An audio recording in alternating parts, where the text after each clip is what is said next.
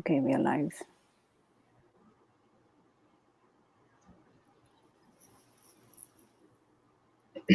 Just wait for people to join.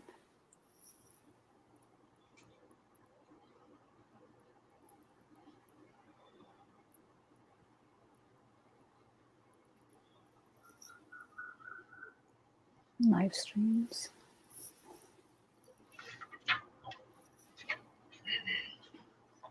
How many people are we expecting? There are a few, I think 20, 30. Okay. They've liked it and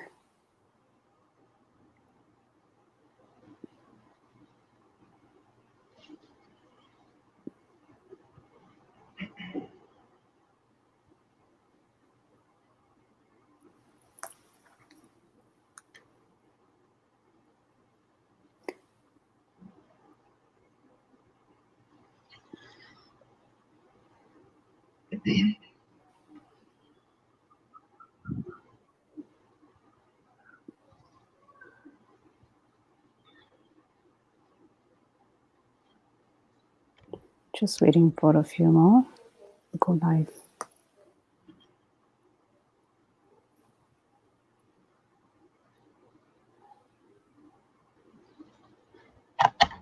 Got it.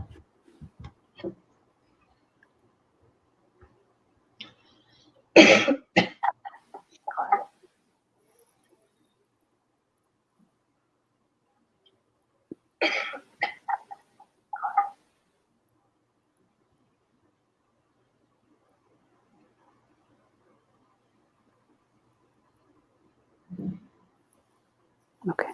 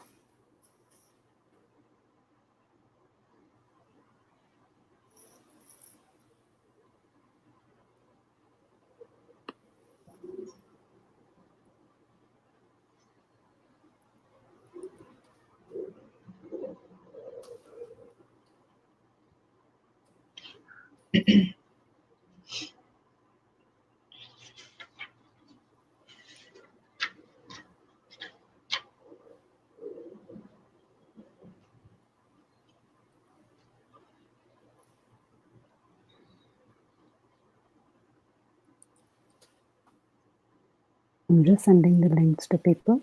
Mm-hmm. It's 4, huh? It's 4? Okay. Yeah.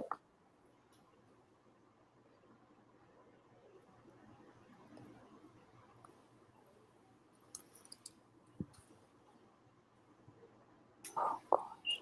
Just give me 1 minute. Yeah.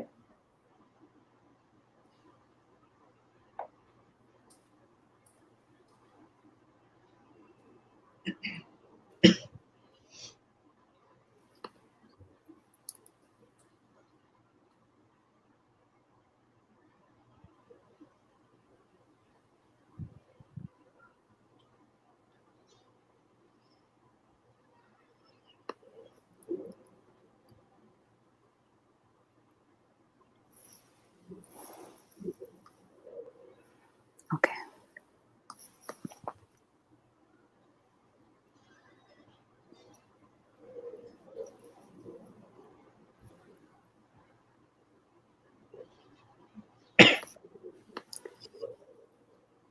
Okay, links have gone. Shall we start with your permission? Yeah. Yes. Sure, Yes. Fatima. Yeah. Yes, let's do it. Thank you. So I'm taking a big, huge round of applause to welcome 2 of our speakers. I'm so glad that they are here. And I'm just trying to see if I can. Okay. Yeah. So thank you so much, Shamira, and thank you so much, Ashwini, to join us on this live webinar. And a quick introduction about me and what I do and the company. My name is Fatima Khader. I head an organization, EvolveEd, based out of Bangalore. And we do a lot of programs. We focus mostly on bringing mindfulness into a school setup. That's primarily what we do. But something which we do with our heart is, of course, talking about personal safety and gender sensitization, body awareness. We talk about these to students as well.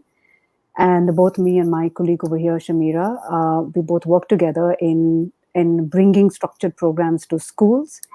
And today I am here, and we all are here with a purpose. And before I put across my intention to everybody, I'd like to first quickly introduce our speakers and panels and my friends. So first, taking the opportunity of introducing Ashwini. Ashwini is founder director of Mukta Foundation. I know her very well. I've met her many times in seminars and conferences, and we've had a good, meaningful conversation. And she is, Bukta Foundation basically is committed to prevent interpersonal abuse and promote mental health. That's her canvas on which she actually works.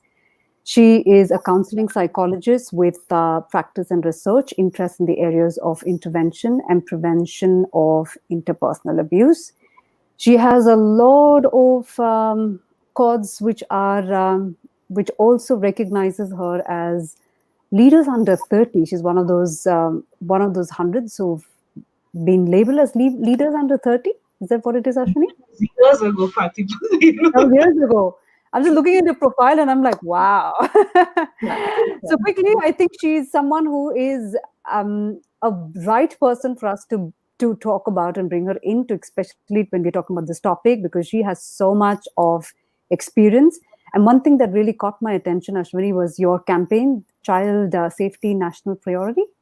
Yeah. I think that is something where you traveled for 90 days and you conducted workshops in schools and in different educational institutions, all in terms of creating awareness on child sexual abuse and prevention of sexual abuse. I think that's what you did, right?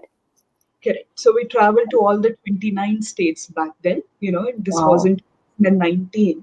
So January 1st to April 1st, we traveled non-stop 90 days to all the 29 states and 3 union territories, and did over 150 training programs on prevention of child sexual abuse in particular.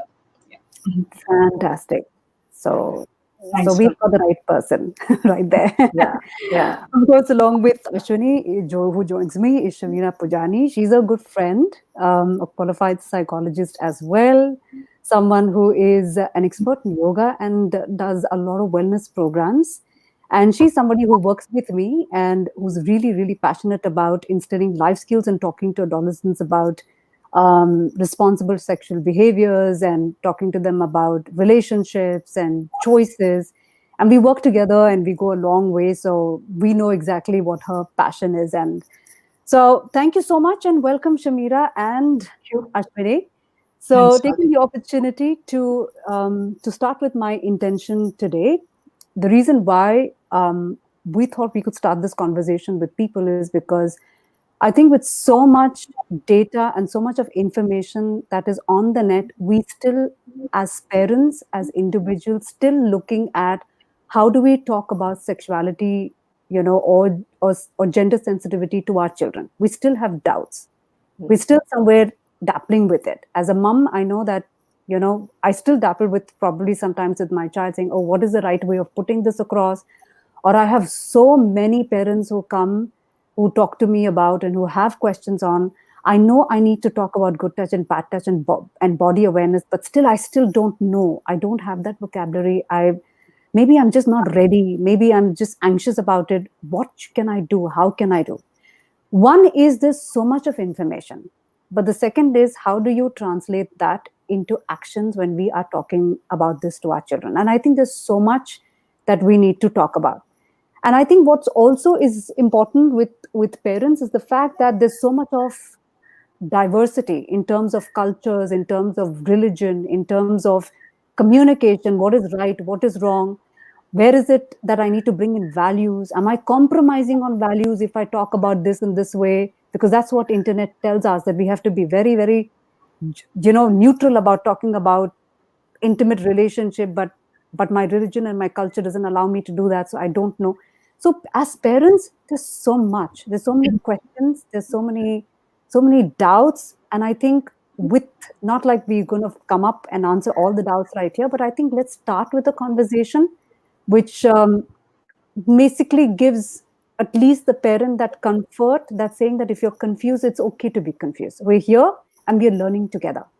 So that's the main intention behind holding this conversation, is to actually, all of us together, let's empathize, let's understand that it is very difficult for parents to talk about this, and especially, with the news that just happened with locker room and the incident that happened in Mumbai school. And I think parents are questioning, am I doing the right thing? Or how much of it is okay?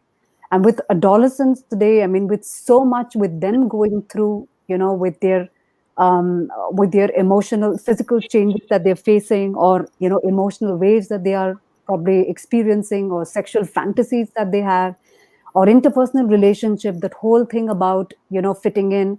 I mean, these are issues that are being, I think we faced it as children, but today I think the context may be a little different. Maybe they're tasting it a little differently. So are we connecting with them? Are we looking at it from their perspective? So many questions. So we'll try and see if we can answer those as well today. And especially when they're testing waters, what can you actually do? Because the parent, if you look at the locker room incident, which has happened on social media, and that happened with them, children today are going to test waters. So should our parents stop it? Because at the end of the day, honestly, you can't stop them. If they want to do it, they will do it, right? So now, where is it that me as a parent, I can step in? Should I just not allow them to swim? Because they are going to swim into the water for sure. So then what do I do? But if I do allow them to swim in those waters, because I can't, because they're testing the waters, then what is it that I can do? So if I have to give them the attitudes, if I have to give them the skills, and also probably areas of where they can identify dangers, what are those skills? What are dangers? Because the waters are just so different. And children are not going to dive into the water at the same time at the right age. Some of them may dive when they're 13 years, some of them may dive into their waters when they're 21. So, what do I do as a parent? So, basically, that is the context of our conversation today. So, let's begin with something which is very, very important. So, the locker room episode and the situation that happened. So, Ashwini, this is for you. How is it that you, as a mental health professional, how did you react to a news like this? So Fatima, anytime I hear an incident which involves violence or the abuse, Mm, fundamentally there is a need to look at it from multiple perspectives. First, mm, the victims. Second, mm, the users. Third, importantly, the witnesses. And mm, fourth comes those of us who have the information that comes to us a little later than the initial witnesses. mm, And mm, firstly, those people who are related to those who have engaged in abusive behavior and mm, that of the victims. So, therefore, what I must say is when I look at the victims, the girls whose pictures and then the lewd comments that were being made when they took a stance, I'm extremely appreciative of those girls. The fact that they chose to be assertive and they brought mm, it to the light, I'm extremely happy that they took a stance. Now, when mm, it comes to these boys who've engaged in abusive behavior, we really need to decode it. And when you said that this is going to be a conversation on decoding, the attitudes, the stereotypes, I'm looking at it an opportunity to decode, what might have run in the psyche of these boys, especially when it comes to toxic masculinity and these concepts. Let's explore it today. And my immediate reaction was certainly that of anger, but not of shock. The reason why I'm saying it was anger, but then later, you put on the role of okay, let's look at it from multiple perspective. Maybe I'm going to channelize that anger in a constructive manner by engaging in a dialogue. But the initial mm, response was that of anger, but certainly not of shock. The reason why I'm saying it was not of shock is because we know it's highly prevalent. This is one Yes. incident which has come to the light, but then we know it's prevalent. And what I did learn is, first there were these comments that were happening on this particular the group, and when the girls along with the whistleblower brought it to the social media, there were also rape threats. Now Mm. neither of this comes as a shock. Here is a country where female politicians have received rape, the threats, Absolutely. and we are talking about young girls who took a stance and then there were rape threats. So therefore it is shocking to know what the girls might have gone through. But the incident as such, it should give us an opportunity to dialogue and educate a generation. So therefore I really think we need to take it calmly, slowly, not overreact, so that there is more danger that is done even without intention. So these are my initial thoughts. Yeah, yeah. So what you're basically trying to say is that this is not a disease, but something which is manifesting, which is in our culture, which is actually probably showing up as a symptom, as something, as a sign, and not to really react as a overreact to the whole thing, but to stay very calmly, observe, and see what is the next action that we can take. Yeah, Absolutely. Because that's two things can happen. Two things can happen. Because mm, when we overreact, mm, the group who are engaging in behavior such as this may continue to do so in a more secretive manner. I'm not talking about this one group, but I'm looking at other, adolescents, young adults, or whoever could be who are engaging in similar behavior because of this reaction that they receive, may continue to engage in the same behavior, but in an even more secretive manner. Yeah. yeah, they'll On hide. If we could not overreact, instead calmly engage in a dialogue, for all those who are still engaging in that particular behavior, we can Mm, draw them to a dialogue. So mm, therefore, there mm. is a need to not overreact. Let's respond, and we need to figure out how we do that. Yeah, because I think that's true. Because I think with that locker room incident also, they kind of had another group that they started, and there was a parallel conversation that was happening, and things like that. So you're right. So if we do overreact, they'll figure out another way. Maybe they'll pause for some time. They may not do it, but they will eventually start doing it again. So that's not going to really service our the whole objective of reacting is to get them to realize. So you're absolutely right about that. So I'm very keen to know from a child perspective. So, Shamira, what do you think? How did you react to it when you heard it for the first time? Honestly, I Yeah. said my first reaction was, "Thank God I'm not born in this generation." Right? And Yeah. then the next, Exactly. yeah, and then the next reaction is, okay, but poor thing, these kids, the kind of stressors that they are facing, the kind of challenges that they are facing as adolescents, as young adults, is just way more challenging than what we'd faced as adults and adolescents. I As completely young agree. adults and adolescents, it's crazy, the amount of challenges and the kind of challenges that they are facing. At least I feel like, when we made a mistake, it took time for the consequence. It took time for the consequences of our behavior to kind of surface. But because in the age of internet, it's so instant that Yeah. they don't even have the time, that it To doesn't process it. even give them that much time to even process what they've done, and boom, they just have to face it. Absolutely. It's very sad. I feel, I really feel for them. I really feel for this generation, the kind of Yeah. challenges that they go through. Yeah. Yeah. We used to hide and pick up the phone without parents knowing it, and they caught after some 1 or 2 years, and now Yeah, this yeah, is just so exactly. instant. Yeah, it's And now it's constant. like It's instant. it's instant and it's so spontaneous and without any calculation. It just kind of Yeah, hits you. It's very overwhelming for yeah, children as well. It's no more a silly game for them. It's yeah, something yeah. which is so big because that's what they Very, start doing. yeah. Yeah. Because as teenagers, as kids, we all want to do that, right? We've all done that. We've all done things which were forbidden, which are forbidden. We all want to do that. We all want to push our boundaries. We've done that as adolescents. We've done that as young adults. But we've always had that little leeway. We always had that that gap between the consequence and our behavior. But now it's like, I react to something and it's out there. No, Mm.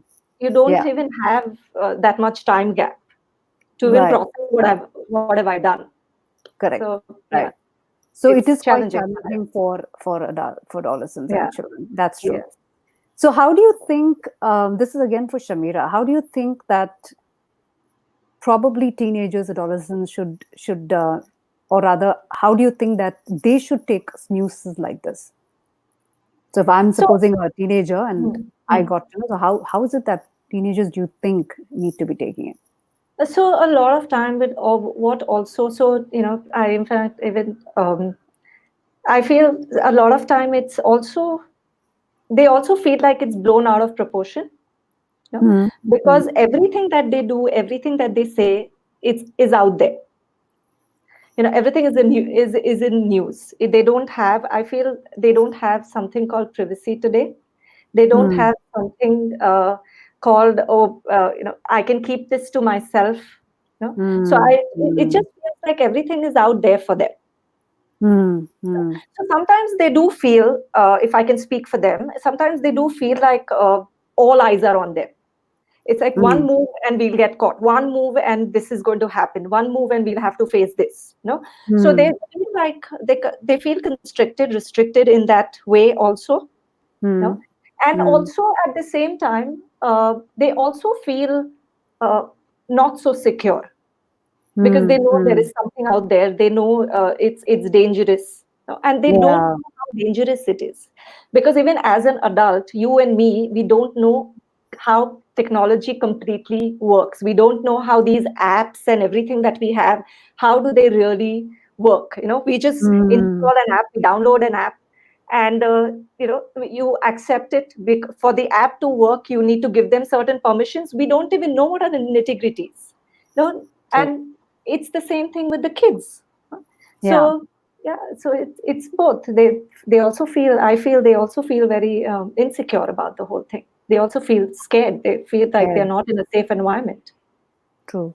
So one part of the adolescents is the fact that they want novelty, Yeah. like they want newness, and they that is exciting them. That's drawing them to do something, to Yeah. experiment, to check, to see how people are responding when I put something like this, and to that's one part of it. And the other part of it is also somewhere which is probably which is not um, being received because the novelty is something which is overshadowing their sense of fear and consequences and things like Yeah. that. So that is Yeah. kind of diminished, and that is something there. But when it falls, then it's too much for them to take. Like when it Yeah. gets blown out, then it kind of Yeah. hits them in the right way, in the wrong way, or in a very big way, is what Yeah. I'm trying to say. Yeah, Yeah. completely agree to that. I think kids are pretty much scared about situations like this, and yeah, that's there. So Ashwini, my question to you is, how do you think parents need to take a situation like this? So do you think they need to get scared, they need to act, they need to do something about it? What is your perspective on that? See, I'm guessing when a parent, especially a parent of a teenager, learns about an incident like that of, the boys' locker room incident, it's likely that they are going to be scared. But then, how are we going to channelize these emotions? I think that's going to be a differentiator, between Right. whether it's going to help children or are we going to create a scenario where children are not going to benefit from anything that we tell them as parents? So, what I'm thinking is, because I mean, just listening to certain comments from parents, there are some parents who are so paranoid now. They want to Hmm. know which WhatsApp group their child is. They want to know in which Instagram, the group that they are. See, Yeah. this is not going to. This is almost like a knee jerk, the reaction. Yes, Yeah. there Correct. is among the parents that what is my child doing, but we really need to regulate the emotions. So on one hand, so maybe using parenting styles, I'm just going to quickly share how each Sure. type of parents might be reacting. Let's take up the first one, autocratic. Those with autocratic style of parenting. So these are parents who are as such bit of dictators. These are Hmm. parents who might have somehow figured out passwords, and they might have actually be trying to be that pokey nose in matters pertaining to their children. Now, an Hmm. incident this might have completely thrown them off. Hmm. For all Hmm. within week, within days, there might have been newer rigid rules that they have set for a child without engaging the child in a dialogue. Hmm. So parents are likely to bring in rigid rules. Of course, all of this is happening because of fear and anger, so that could be one.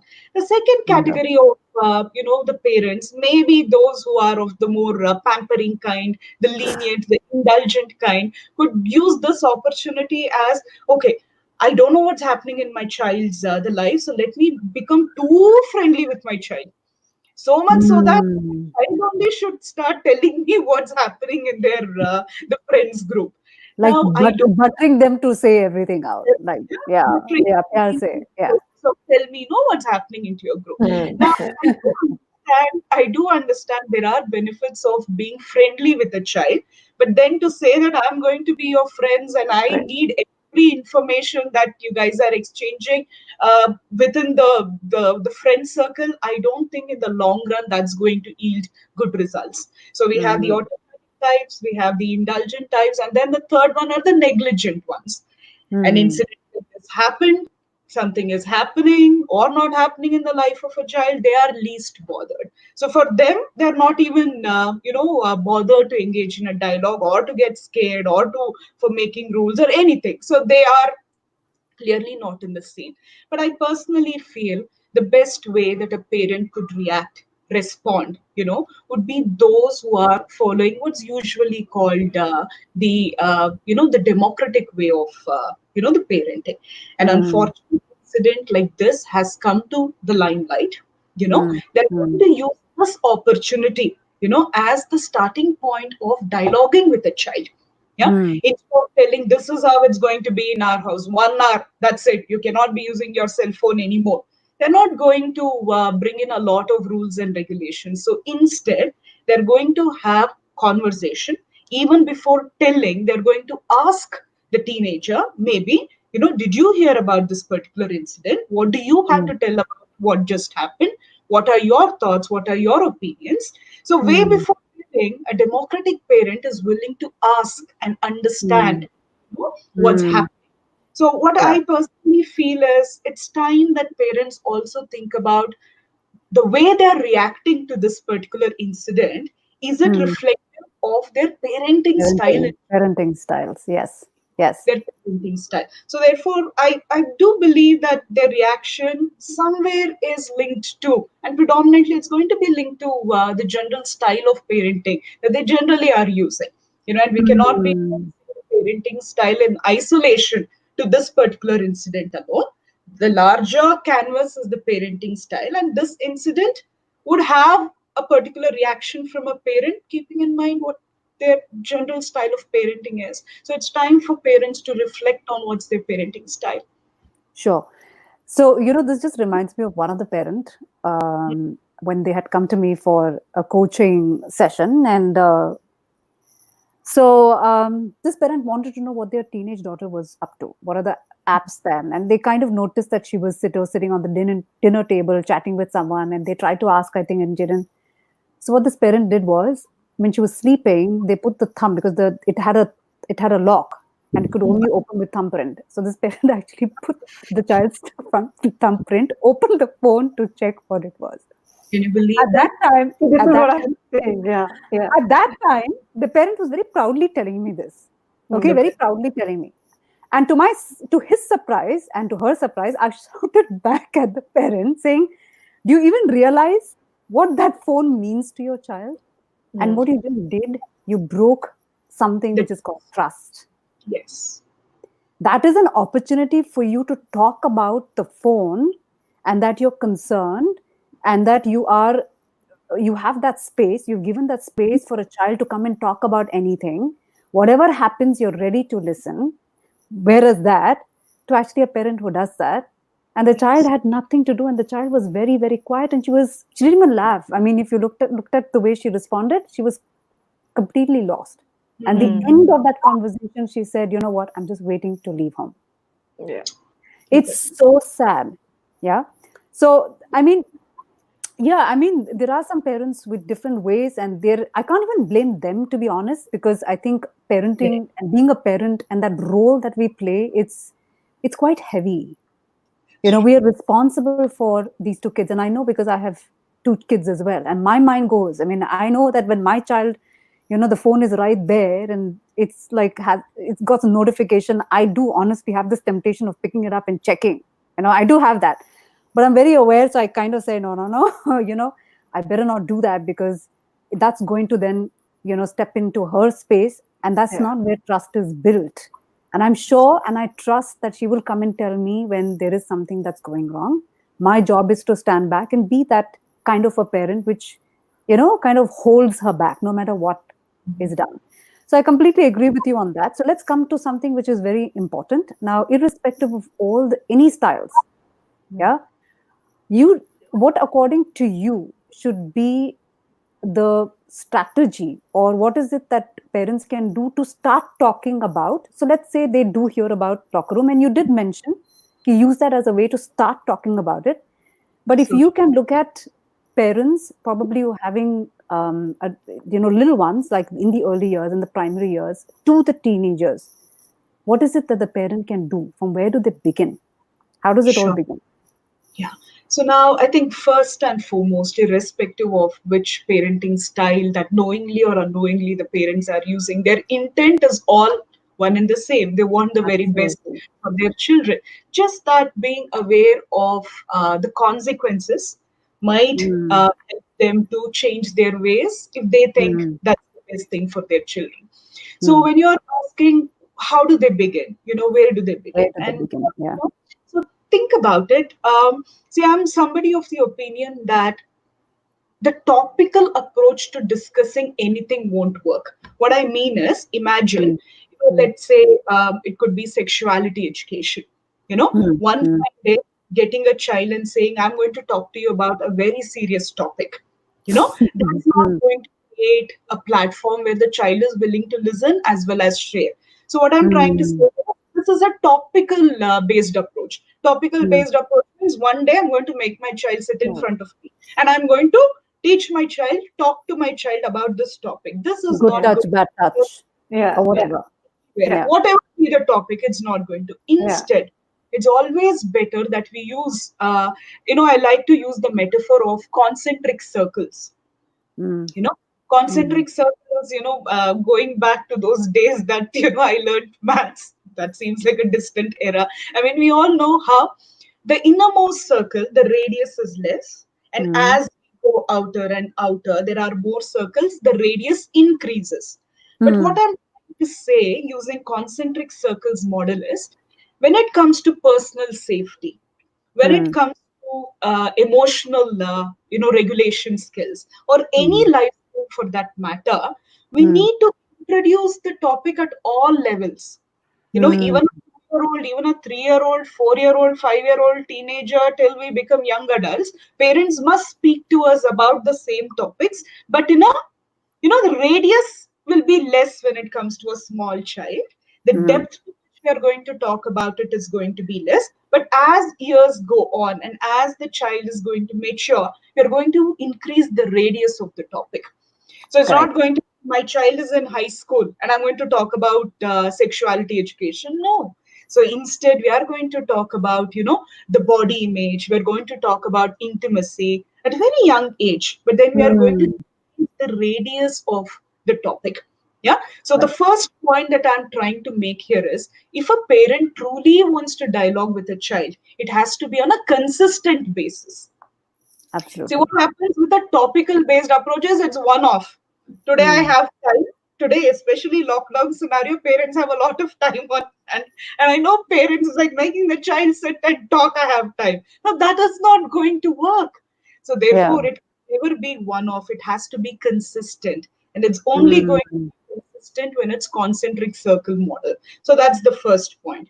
Now, the second point that I really intend to talk is, for a parent to expect that my child will open up and talk to me, when the parent is using an autocratic style of parenting, or a negligent style of parenting, or sometimes even for that matter, indulgent style of parenting, that's not going to happen. So the canvas is always set the foundations right. mm, These are mm, difficult topics: sexuality, aggression, peer pressure. These are all difficult, the topics. Gender sensitization, these are difficult topics. For you to be able to talk about very sensitive issue, you know, clearly in a much more open manner with our child, our foundations must really be strong. These Mm. are, I always think parenting is always a work in progress. We never Mm. perfect parenting. So each day I try to build rapport with my child. I try to Mm. create that relationship where there is openness, where there is respect for the each other. When the Mm. foundation are built so strong, and then Mm. a sensitive topic is discussed. Once again, it's not lectured, it's not advised, it's not educated. Instead, Mm. the child has to learn through dialogue to whatever degree that the age of the child is and the maturity. So therefore, let the foundations be that of the respect. The child must feel not judged, and only then can we begin talking about incidents like this. So consistency is the key. The initial foundation to the parent child relationship is the key, so that we can build better conversations on sensitive topics, is what I believe. Yeah, I completely agree with you on that. And I think now I'd like to put the question to Shamira. And, you know, there's So so much of before you add another oh, sure. question, can I respond? Can I just Of course, add of course, something of course, that, of yeah. course. So Mm. like Ashwini rightly said, foundation. As a part of the foundation, I feel before being a parent, you need to first work on your foundation as an individual. You need Beautiful. to first ask yourself about what are my thoughts, my reactions, my opinions about all these things before I give a lecture, or before I kind of give it out to my child. Before I teach my child about certain things, first I feel there needs to be a reflection on what are my thoughts, what are my beliefs, what have been my experiences regarding the same topics and regarding the same things. What are my comfort levels? So Mm. a lot of time it's because a parent is not comfortable. It becomes episodic, like you said. It's like one-time incident. Okay, I'm supposed to be. I need to be a good parent. I need to speak to my child about good touch, bad touch. So one day, I'm going to sit my child down, and give a lowdown on everything, and I'm done. Mm. No, so that happens majorly because of their own discomfort with Yeah. the whole topic. No, so first I feel every parent need to first look at it as an individual, and like Ashwini said, it's work in progress. Every day you learn something or the other, so it's also work in progress for you. It's also a lot that a parent works on himself or herself. Especially when it comes to sexuality, especially when it comes to a sensitive topic like that. So I feel the first thing is to start with you as an individual. Ask yourself, how comfortable am I? What are my beliefs? What are my thoughts before I speak to my child about it? Explore that a little bit, reflect on that, and then slowly, gradually, you can definitely try to get over your discomfort and be the good parent that you want to be. Sure. So, Shamira, what if the parent is open to talking to Mm. a child and they have worked a lot on themselves? And with the moment that they start the conversation, the child is a little, like a little shy about it, doesn't want to talk, Yeah, right? yeah. So And in that case, how do you think that a parent needs to respond? yeah, so What do you that think the that parent needs to do? happens all the time. I have parents coming up and saying, oh, my child just doesn't want to talk about this at all.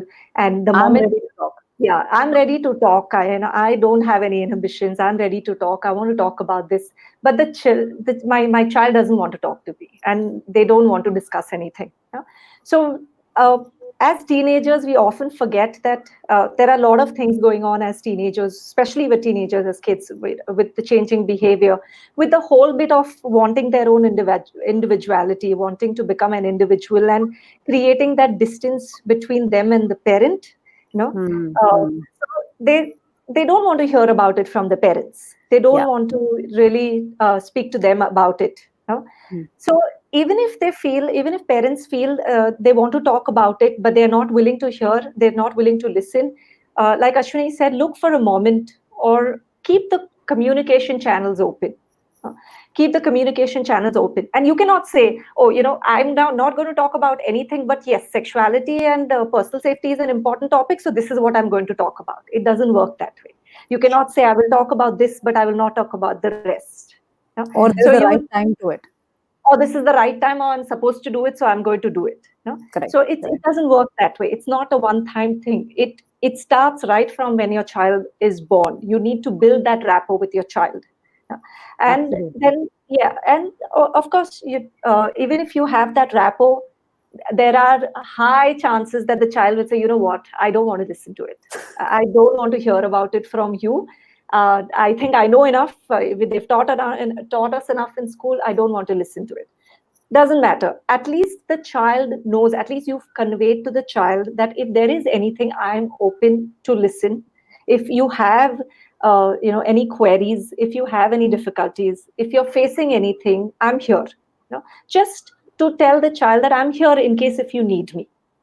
And probably also, if the child has any questions, if the child has any issues, encourage the child to talk about it to, probably if not the parent, someone else who the child is comfortable with. Like a lot of times when we conduct these sessions, the parents really want to know what is it that they know, what is it that they got to learn, but the How kids much just don't want to talk about it. But just knowing that yes, my parent is there, that security blanket is there, helps. So even if they don't want to listen to it, even if they don't want to talk to you about it, doesn't matter, just stay there. Just be there, and just be there with an open mind. Yeah. And the more you force, the more they are going to push you away. The more you force to get out information from them, Yes. the more they will Not everything. shut up and they could be silent about it, right? Absolutely. Yeah. So I think it reminds me of how it worked with my child. I hope my daughter doesn't see this, but Yeah. when she was little, I was talking to her about the body parts and private parts and things like that. And that time, I remember she was very small. She was like, "Mama, don't say vagina, Like, don't say vagina, don't." yeah. But today she's 20-year-old and she says it in such a comfort. At that Yeah. time, even though she was very shy about it, the reason why I'm saying this is because it may feel a little uncomfortable because it is an issue Yeah. which is taboo and it's not something which is related to one person, one family. I think culturally we are just not very comfortable in talking about it. Yeah. Yes, we need to break that bubble, but also breaking that bubble doesn't mean overnight. Okay, I'm going to talk about. I think you just have to be like Ashwani said, be consistent about it. Know that it is important. Look out for opportunities. They may feel a little shy today, but they will eventually be okay because their mother is okay or dad's okay with it, right? Yeah. So I think, yeah. So I think that's there. So now I'm just going to post this question to Ashwini. Ashwini, there's so much content on Netflix, and if you look at Netflix, Amazon, I mean, content Online. related Yeah. to and sexuality, and there's so much of aggressiveness, that has been shown. How do you think the parent can process that? What is your view on that? Or what can we do about it? See, now the content is out there and in here, because the reason why I'm saying that in this particular manner is because you see Netflix, Amazon, media, these are the content generators that are outside of us. Yeah, but even Mm, before these mediums ever existed, there was also people who are generating enough violent, sexually very explicit content within, so therefore what mm, I'm trying to say here is the content that we are speaking of is getting generated both the ways, the mm, outside of us in the media, the inside of us because of the kind of internal dialogues that we have, and all of mm, this. Therefore, mm, maybe the way we could, as parents, because in this conversation we are structuring it around, what can a parent do? Yeah. yeah, What I yeah. would say is maybe when a parent is looking at having a conversation on topics that are sensitive, but much needed, we could always look at it from multiple perspectives. Say, for example, first, let's also look at psychological skills. Mm, So mm, imagine we are going to talk to a child about empathy. We are going to talk. Shamira pointed out so beautifully about self-awareness of the parent. So therefore, mm, also self-awareness about the child itself. What I'm trying to say here is, how do we approach the topic? The mm, approaching of the topic need not be on sexuality on day one. So instead, let's talk about the developmental changes that are happening, and then mm, let's talk about the emotional skills. Do you understand what you're going through? Do you understand what others are going through at an emotional plane? Do you understand your thoughts? Do you understand others' thoughts? So assertiveness could be another thing. So there is a need for us to talk about psychological skills to a child. Hmm? mm, Sometimes I really think, and this is working with a lot of teenagers, especially because the context we are also looking at is the locker room, and from there we are stemming it out. Many a times teenagers do not know the legal repercussions to their behavior. On yeah. one hand, there is no psychological literacy. When I say Hmm. psychological literacy, managing one's own emotions, Mm, or mm, how to communicate these emotions. On one hand, there is psychological literacy, and mm, secondly, sometimes and most importantly, we need to be talking about legal aspects. Yeah. mm, Sometimes really, in a closed group, when I share this, can that have legal repercussions? They don't know. So Yeah. therefore, I'm not saying don't start with legal, the aspects. The reason is, one need not be only worried about, that the punishment is there, therefore I'm not doing it. Instead, let's mm, first look at psychological literacy, being mm, able to manage one's own emotions and thoughts, and regulating behavior.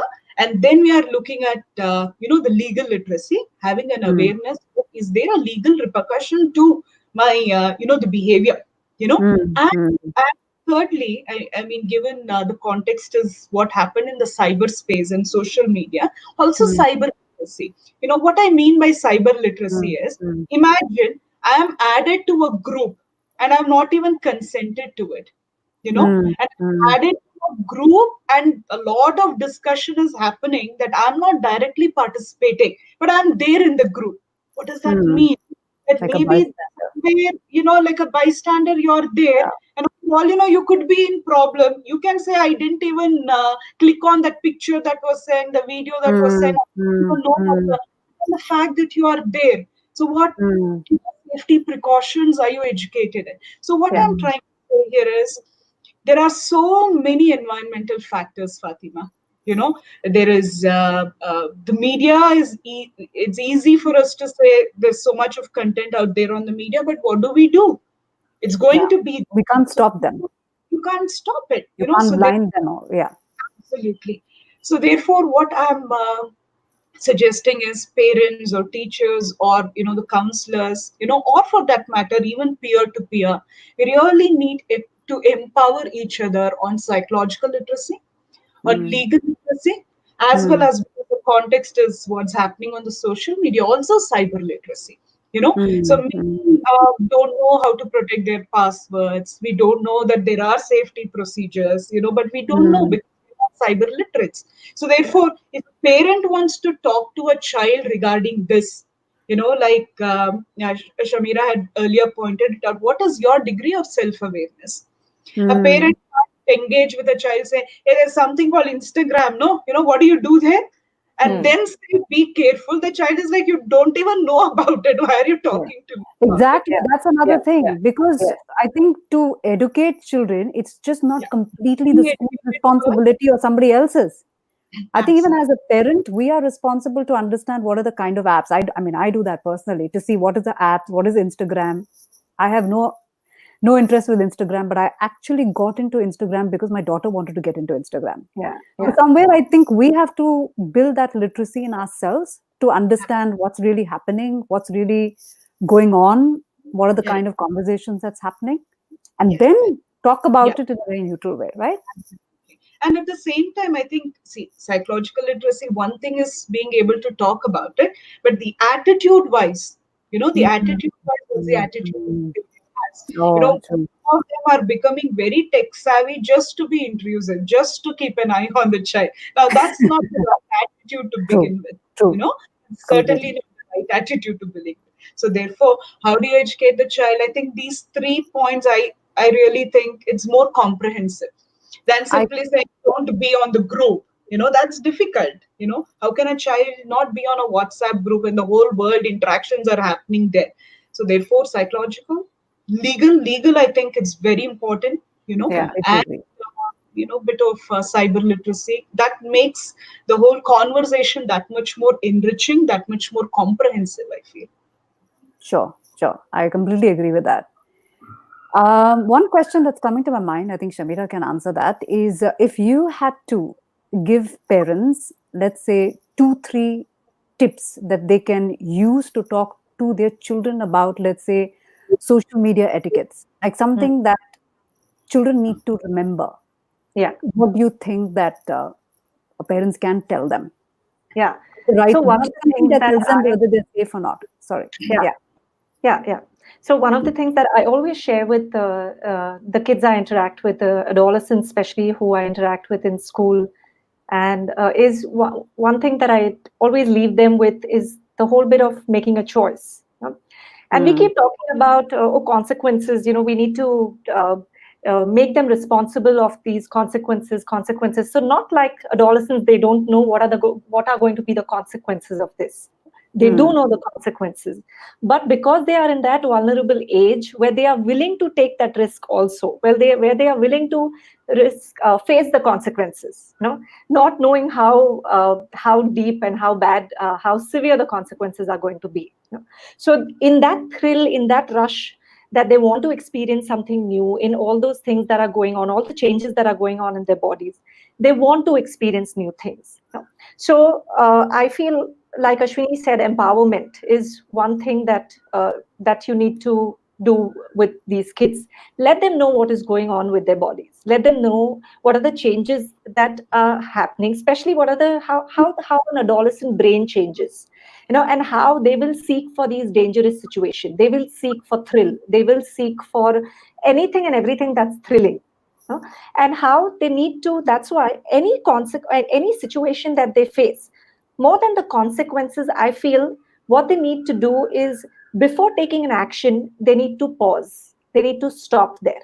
One of the things that I feel parents can do with their children is ask them, empower them with this one thing of pausing and stopping before doing something, and not immediately doing something. So for example, they want to put a nasty comment on somebody's picture, some classmate that they don't like, but so instead of immediately going and typing the comment, uh, ask them to take a pause there, ask them to stop there, and first look at, okay, what am I about to do, then look at the consequences, and then probably, so basically what I'm saying is, create that space, create that space where that need to act kind of becomes a little softer, and then kind of even for all might even disappear, where they can process it, because it just happens so quickly that, oh, there is a picture, my immediate thought is to pass this nasty comment, and I type it and I'm done. No. Mm. But Mm. before typing it, okay, as a rule, I'm going to stop for 5 seconds. I'm going to stop for 10 seconds. And I'm going to first think about it, whether I really want to do it, whether I not want to do it. So one of the, like I said, I always share this with my, with the students I interact with. I tell them that these are emotions. Yeah, this is your reactive brain, your reptilian brain. Now we are also gifted with with a brain that allows us to make choices. Yeah, to make a choice whether I want to do this or I don't want to do this. Now, feeling wise, I want to do it. So for that transfer from uh, my feeling brain to my thinking brain takes at least 90 seconds to happen. So take a break of at least 90 seconds, and then do whatever it is, and then face the consequences. Empower them to take that pause, wait for 90 seconds, and then do whatever it is that you are about to do, and then you take responsibility. Also have the courage to face the consequences there. So both these things, I feel these are one of the things that really stays with the children I share this with. Because no matter how much you tell them, oh, this is what happens and you shouldn't be doing this, and no matter how many rules we give them, no matter how much science we give them, it doesn't We work. all know it. Yeah, we all know. We've done it as teenagers. We've never listened. We haven't listened to our parents. We've done what we wanted to. We've experimented with things, all of that. So I just feel, because kids today, our system is bombarded with so much information. We are always on our gadgets. We are always on, and especially right now with the lockdown, we are all on our gadgets. The way it impacts our mind, the way it impacts the decisions that we make is not a joke. It all has an effect. One of the reasons why there are so many teenagers, there are so many of these kids not thinking about what is it that might just happen is also this. Because their brains are overstimulated with all the gadgets and everything out there, all the social media, all the gadgets, all of that, and that does impact the way they look at everything, the decisions that they make, the way they function, all of that. So one of the things I feel is asking them to just pause and taking that 90-second break, and then after that, as a parent, you cannot control. That is not up to you. If you're looking at control, it cannot happen. No matter how much you want to control, the truth is you cannot control your children. Up to probably a particular age, yes. After that, the only thing you can do is empower them and not control them. Yeah. So we had this little seminar that we had yesterday. I think I liked one of the points which I would like to share. Yeah, over the T-shirt one. Yeah. You want to talk about that? No, go ahead. Yeah. No, I think there was one thing which the lady spoke about was, which I agree, and something which, in a very different way, put it across to children is they want to know what content is right. Like, what is it that is right? So the lady put it across in a very nice way. So she said, anything that you can carry on your T-shirt and you can step out is the kind of content you can put on social Put it media. out there. So, Yeah. If you cannot carry that comment on your T-shirt, don't comment on it at all. Yeah. So I really like that. Yeah. And I think it's just like mailing, right? I mean, if a boss is very upset about someone and wants to write a mail, you type the mail, but don't send it out. Yeah. Keep it. Write it, keep it. And you can send it out maybe after 90 seconds, 90 minutes, or maybe even 90 days. But send it out, and then send it out when you are a little more stable. So I think this is a very important skill that we can teach our children to reflect and to know what is right and wrong. Absolutely. Just pausing there, and not just responding, not just reacting to whatever it is out there, not just reacting to whatever the situation is. I feel also that is also something that is making them extremely vulnerable and not resilient. Resilience is missing also because of that. So we have become very reactive. Very reactive. So just sorry, Fatima. Do we have time, Fatima? There's something that I remembered and I thought of sharing. Please go ahead. Especially when I heard, Shamira say the 90-second pause, right? I remember last year when I had been on that campaign, this happened in Dimapur, Nagaland, okay? I was one of these schools and I saw a beautiful poster there. So I think it's also content that's available online. It actually gave think, right? Think before you speak and all that. So for that think, they had given an acronym, So it said T, what you say, tell it only when you know it's truthful. You're not cooking stuff about anybody. You're not making comments that are unfair. So tell it only if you know it's truthful. Yes. And which they said, tell it online, offline, only when you know it's going to be helpful to you, to the other person, or to the situation. And I is tell it only when you know something you're adding, especially on online. It's going to be there forever. It's not something you're uttering in the air. It better be inspiring. Yeah. And it said, please think before saying something online, offline, is it necessary? Is the world going to end, if you don't say it? Or is the other person not going to benefit if you don't say it? So you tell it only if you think it's necessary, and without it, it's going to be problematic to you, to the other person, or the situation. Only in those scenarios, you please go ahead. And the K, I thought is the most important thing. Please tell something only when you know it's kind. I'm just thinking, boys' locker room or not online, in reality locker rooms, people really must think, are they being kind to the other person who's not there? Just imagine making lewd comments, sharing pictures. Are they being kind to the other, the person? So therefore, I think those 90 seconds that they have, if they could just think, is it truthful, helpful, inspiring, necessary, or is it kind? And even if one of it is not matching, and I think it's time that we don't talk about it. I know it's easier said than done, but then maybe it's a bit of a cognitive framework to thinking before we act, before we speak. Yeah, so thanks, Shamira, for saying that. I think that pause is so important. Yeah. And I think pause is important also not in adolescents. I mean, it's Yeah. something which I think is important even with elders. I mean, I have seen grown up people, Yes. 50s, 60s, 70s, doing the same thing. They have Yeah. locker room conversations on their WhatsApp. Absolutely. Yeah, Exactly. and It's not it's like they taken as don't. a Yeah. joke. It's taken it as a joke. It's taken it as a very on a light note, and but that's something which I think is human. But it doesn't mean that you give way. It doesn't mean that we allow that. But what I'm trying to say is, I think we need to mark our boundaries, and we need to teach our children to know that as long as whatever it happens between you and me, but it's not something that's going to hurt someone. Yeah. It's not that's going to ridicule someone. It's not shaming somebody.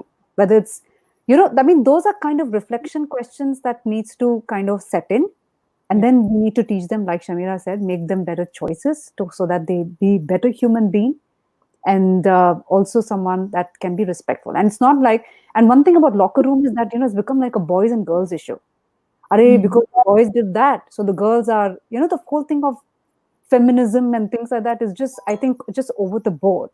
And now that the girl has been actually been kind of shown to be someone who started that, then there's a twist into the whole story. So it's not a boys girls issue. It's Yeah. a It's not it's about a girls. it's a It's about human problem. It's just about us. So I think we have to approach this in a very human sort of a way, without shaming, without ridiculing, without making a big fuss. Take it in a case to case basis. Look at as parents where we can empower them, we can talk to them. If we cannot, then catch probably somebody else, or maybe introduce your children to somebody else who can talk about it. Keep these conversations on all the time. What I really like and advise the parent is, if you cannot talk, please get a mentor who will yeah. mentor Get you someone to who they talk, can speak to. True. who they can speak to or mentor you to speak to. And Yeah. don't end up, in a place where the teenagers are getting out of their boundaries, and then you come and say help, and then I want to talk to them. That's not going to help. I think when you think of having a baby, not having a baby, when you think of having a baby, you should start talking about, how am I going to talk about this? What is my beliefs about my body? What is it that I believe about my gender? How do I feel if it's a boy and a girl? I think there's so much. And at the end, when you kind of grow to so many years and have consistent conversation, then maybe if you're lucky, we'll have children who are empathetic and probably not get themselves into these problems, which is again, a thing. So I think last question, and I think I'll post it to both of you. Mm-hmm. First to Ashwini and then to Shamira, because we promised 1 hour, and we're just crossing that time. So Ashwini, how do you think we can be a gender sensitive parent? How do you Sorry, think we, I missed you out there. how do you think we can be a gender sensitive parent? So how Gender can I be sensitive. Yeah. a gender sensitive parent? So I'll put to Ashwini first and then move to Shamira. Mm. I mean, I really think to be a gender sensitive parent, the first step has actually, it should be, are you a sensitive person first? We cannot be a Mm, gender sensitive parent without being a sensitive person first. So mm, therefore, I mean, one framework that I really wish to introduce is start thinking about our own personality and the behavioral orientations that we have. I'll take a minute or two, Fatima, go because ahead, there are go ahead. things I really wish to talk. Because imagine on one end of the spectrum, there is submissiveness, Mm, and on the other end of the spectrum, there is aggressiveness, mm, and in mm, between, what we have is assertiveness. And I'm later going to connect this to the gender sensitive part of it. So imagine submissive, you know, Submissive individuals are those who do not violate others' rights, but when Hmm. others are violating their rights, they do not know how to defend it. Hmm. Submissive individuals are those, of course, they are not going to violate others' rights. But when Hmm. others are violating their rights, they don't know how to defend it. True. Submissiveness. And on True. the other extreme, we have aggressiveness. What is aggressiveness? You go on violating others' rights. Aggressive individuals do violate others' rights. But when it comes to others violating their rights, do they allow it to happen? No. Hmm. Hmm. Imagine you make comments that are so inappropriate, and when the girls say we are going to let everybody know what you're talking about, there are rape threats. You see that? Hmm. Suddenly Hmm. their privacy is violated, or I don't know what's running on their mind. So aggressive, Hmm. you know so what I'm trying to say here is, on one hand we have submissiveness, on another hand we have aggressiveness. On one hand, if we say as a girl you need to be gentle, and with that gentle the behavior, if you're promoting submissiveness, then you're not being a gender sensitive parent. And when we tell boys don't cry, you're Hmm. going to be considered submissive, indirectly we are promoting the extreme. So I'm trying to Hmm. just use a framework here. So if you really want to be a gender sensitive parent, as I said, be a sensitive person. And who is a sensitive, the person? Somebody who's assertive. When I say assertive, I'm not taking that stereotypical definition of assertiveness, which is ability to say no. That's one Hmm. aspect of it. Hmm. Hmm. Assertiveness essentially is, I do not violate others' rights. And at the same time, when others are violating mine, I do not allow it to happen. So what I'm trying to say here is, let's not make girl child submissive, male child aggressive. Instead, you want to be a gender sensitive parent, enable both the kids, irrespective of what the gender is, male, female, third gender, no matter. Make your child assertive. And who is an assertive person? An assertive person is somebody who do not violate others' rights in the name of gender, and at the same time do not let others to violate your own rights in the name of gender. And I think only when that happens, imagine a boy wants to cook and we say no, indirectly we are violating that boy's choice, no? And imagine a girl wants to play with certain dolls and you're saying no, no, no, no to it. Indirectly, you are violating the right of choice. Yeah. So therefore, I think only an assertive parent, and the definition of assertiveness that I'm using is, do not violate others' rights and do not let others violate your rights. And if you could bring this skill into your child, by default, such children are going to be sensitive. And how can that happen? By first you become the kind of person that you want a child to be. Yeah. So I Hmm. think one of the best ways to be sensitive, and then whatever you need to add in front of that: sensitive, gender sensitive, emotionally sensitive, I think we really need to work on our own behavioral orientations. Really feel empathy and assertiveness, with these two skills, I think to a very large extent we have a much safer world. Sure, sure. And I think for parents as well, it's important that they understand what these rights are. Because I think parents themselves don't know what is that violation all about. Yeah. Like they don't know. They just think that it's parenting. So in that boundary of parenting or the umbrella of parenting, they don't even know that they're violating rights. And this is something that the child picks up and starts to kind of replicate it in their relationship. So I think there's a lot of conversation. I think our next conversation could be about that, understanding rights and what are the subtle things that we are saying or doing as a parent that would be maybe compromising on the rights of the child with the gender that he is. I think that understanding is also missing with parents, that they don't know what that is. Yeah. So I think that's a Because good way. just one line, sorry, Sure, Fatima, sure, sure, sure. Mira, yeah. So I'm just thinking about it, that let it be male, the toxic masculinity that we are talking about, or what has become one of those most often talked about phrase of late, the rape culture. I Mm, mean, violence, but at mm. the end of the day, they all began on daily, day-to-day basis violations, you know In smaller ways, maybe day-to-day, smaller, yes, big ways. day-to-day violations Correct. sometimes will culminate in violence. So therefore, if Absolutely. we do not talk about, day-to-day violations, however subtle they are, and rectify it, and I think the way to rectify it is to bring in empathy and assertiveness. Ultimately, when it takes on the form of abuse and violence, there is no way we could be stopping it at that level. Yeah. So Yeah, no, yeah.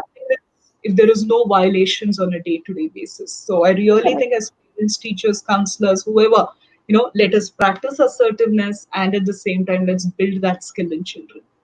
Absolutely. I think I agree with you. And I think this is something that I see here as well in, in places like, like Australia. I see there's so much of violation of women's right. And there's so much that the government is doing to create awareness on women's rights and, domestic violence and aggressiveness is so much, it's unbelievable.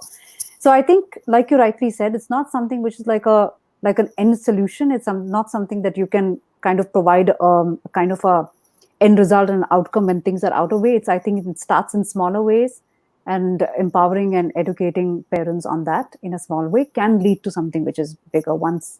So better that the ball is caught before it gets rolling. So good point.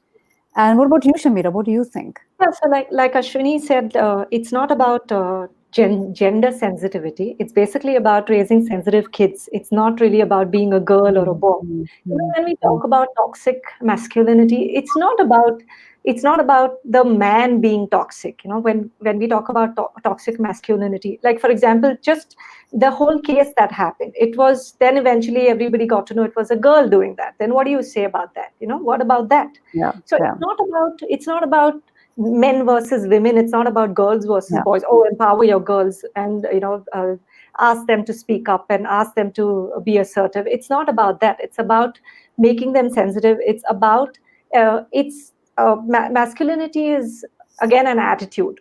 Mm, Toxic mm, masculinity is an attitude. Even a girl can be toxic. It's not just a mm, boy, or it's not just a male figure that can be toxic. So it's not about that. So yes, being sensitive, raising sensitive kids. Also, one step back again, you need to look at your foundation. If you're looking at your parenting style, there is one more thing that you need to look at is your conditioning. What are your because all these things, and especially when we talk about gender related stuff, it's so deep rooted in us. It's so mm, strongly conditioned in us that we need to be very careful and be very aware of what messages are we giving our kids right from the beginning. The whole bit of not wanting the boy to cook and not wanting the girl to go out and all of that again is a part of our conditioning. So kids learn from imitation and not learn from they don't learn from the lectures we give them. They learn from the imitate what they they see. basically Yeah. imitate us. They learn from what they observe and learn from what they watch. So if Mm, you are a particular way, there are high chances that your children will pick those up messages up, and they will eventually turn out to be probably the same. And it'd be like a parent's nightmare that your child become just like you.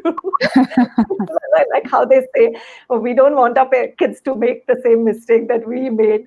But yeah, so that's the whole thing. I feel you need to first look at yourself as an individual before looking at yourself as a parent, and work on yourself as an individual first. yeah. And it all starts before the baby's born.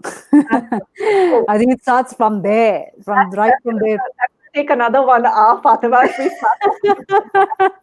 No, what I'm Yeah. saying is, I think it's a continuous learning process, and I think parenting is not something that can start after the baby is born or after the baby is 5 years old, and when they start throwing things and banging the doors. I think it's so much more learning grounding that is required, and I think we need to start from there. And I think we're all in the journey.